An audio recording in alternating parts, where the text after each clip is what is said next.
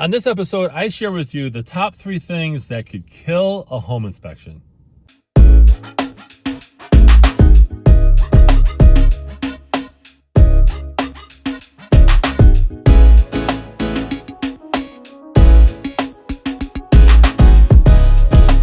Welcome everyone to this episode of the Ask Jason Gelios show. I'm Jason Gelios, Michigan realtor and author. I really appreciate you guys tuning in here. If you're new to this show, be sure to hit the like button, the follow button, the subscribe button. And if you're hitting the subscribe button, then hit the bell. So your chances are you're watching this on YouTube. Really appreciate you guys tuning in here. These are questions that I answer for people who follow the show or for those who ask me real life real estate questions as I go about my day-to-day operations. So I really appreciate everyone providing the fuel that I need for this show. So today we're going to talk about the top 3 things that can kill a home inspection. And while some of them may seem obvious, right? Like, flooded basement or, something acting up, furnace is dead. These top 3 things are a little more or less obvious to the average home buyer. Most of the time, especially first-time home buyers, you're looking at the inside of the home and trying to figure out, is this home going to work for me or my family or both? So here's the top 3 things that could kill a home inspection. Number 1 is an old or leaky roof. Roofs are not cheap.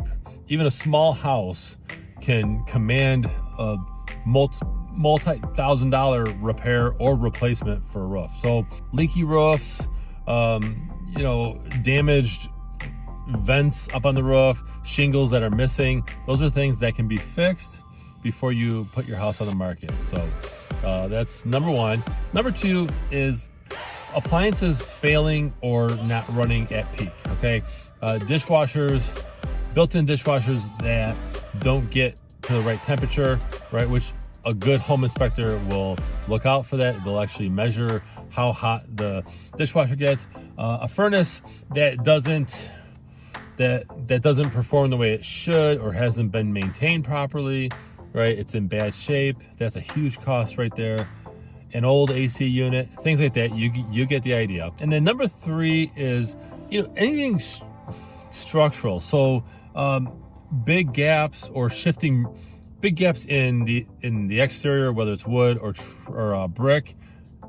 Brick coming away from the wall. I actually had a home inspection where it didn't get past the front door because the home inspector realized right away that the brick was bowing. It was actually peeling away or sagging away from the actual wall. So one day, someone could potentially come home and the brick could collapse, right? So things like that, those are probably the top 3. There may be some other ones. Share your comments, below. Have you had a home inspection that failed and you walked away from a home? Did you have something go wrong on a house that you were selling and you weren't aware of the problem until your buyer had an inspection? Share your thoughts below in the comments. There's more videos that I have at it'sallabouttherealestate.com. I really appreciate everyone giving me, again, the questions that fuel this show.